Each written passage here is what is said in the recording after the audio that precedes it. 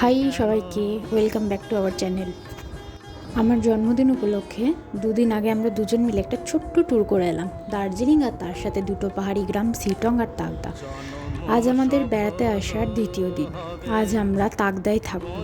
তাকদায় আজ সকাল সকাল ব্রেকফাস্ট করলাম, গরম গরম আলু পরোটা আর তার সাথে চাটনি। আর তারপরই চলে এলো দুপুরের লাঞ্চের পালা। দুপুরের লাঞ্চে ছিল গরম গরম ধোয়া ওঠা ভাত, স্যালাড, ডাল, আলু ভাজা, কুমড়োর ছক্কা আর তার সাথে ঝাল ঝাল লাল লাল ডিমের কারি।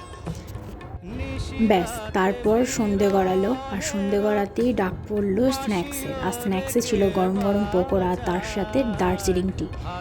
স্ন্যাক্সের পর্ব শেষ না হতে হতেই চলে এলো ডিনারের পর্ব। ডিনারে ছিল গরম গরম ভাত, আলু ভাজা, ডাল আর কষা কষা দেশি মুরগির মাংস। উফ, সারাদিনের খাওয়া দাওয়া একেবারেই জমে ক্ষীর।